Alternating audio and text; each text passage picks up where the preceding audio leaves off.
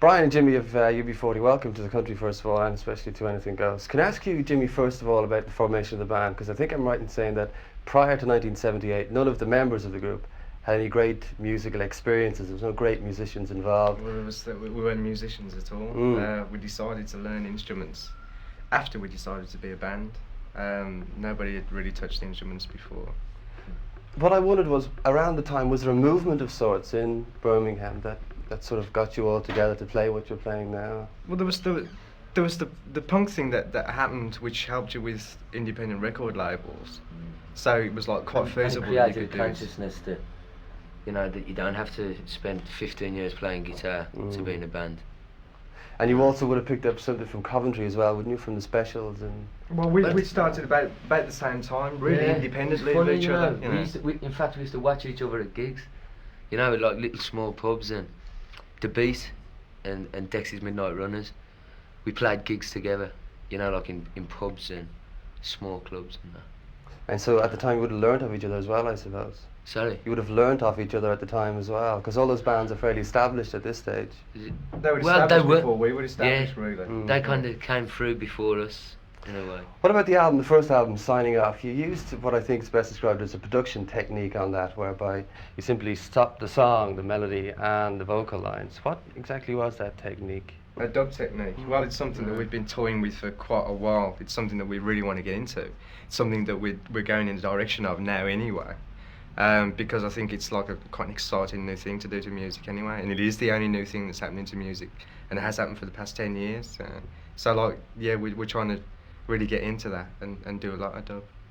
Brian, the band I know have played in America, and I wondered, given the racial lineup, what sort of audiences you attracted when you were over there?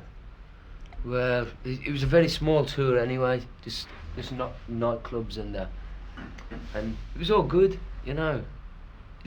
At the time we went as well, it was also very trendy what we were doing. I mean, on a very small level, you know, like the Specials and the Selector had all done their bit in America.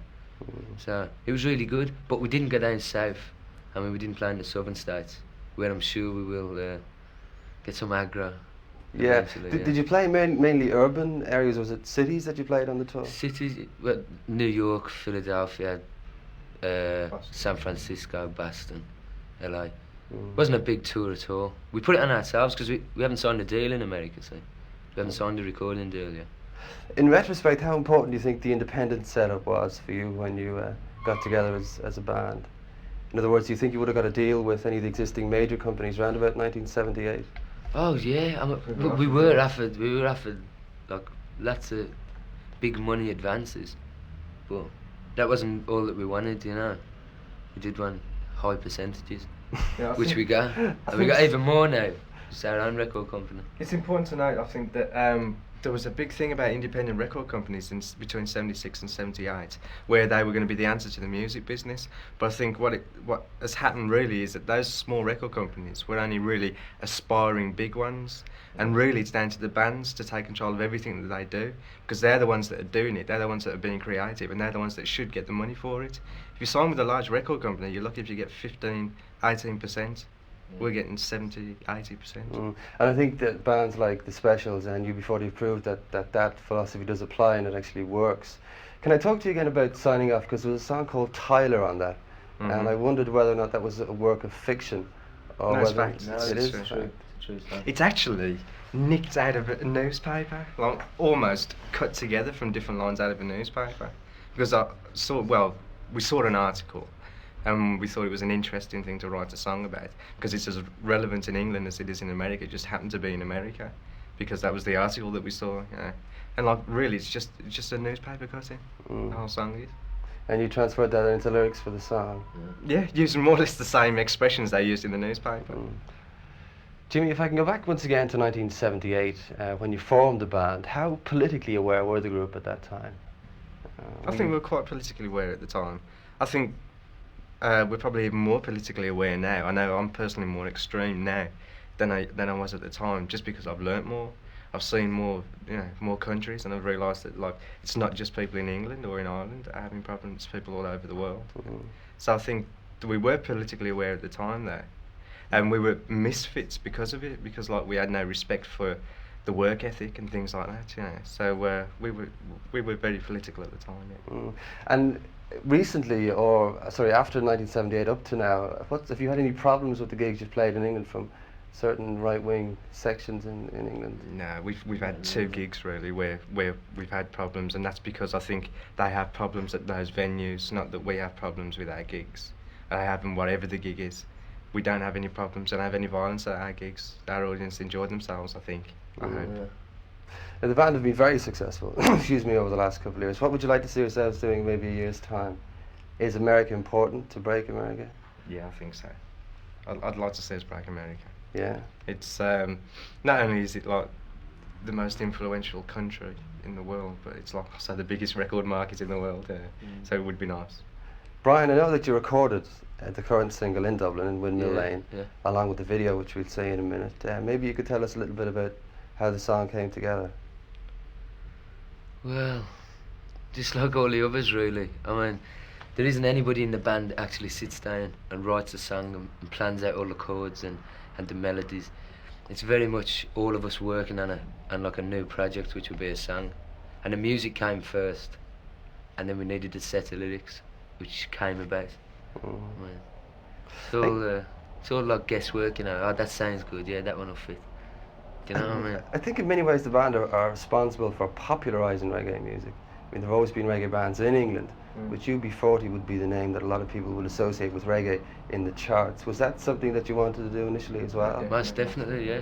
Yeah, it's like reggae's what we've been brought up on. You know, we sort of were born into multiracial areas of England, and if you wanted to go to a dance, then usually those dances were run by the West Indian community because their music wasn't being played on the radio. And like they were really into getting dances together, you know, getting like sound systems together, and that was the music that you were listening to, you know, just by circumstance you were listening to reggae, and it's something that we love.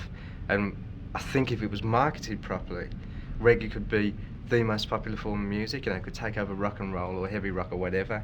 I think reggae could be really popular, especially with an older audience because it's a very commercial sound. You know, so I would like to popularise reggae if possible. Yeah. Now, I know that you spend a lot of time on the road, playing gigs, and also in the studio writing songs, performing and recording songs.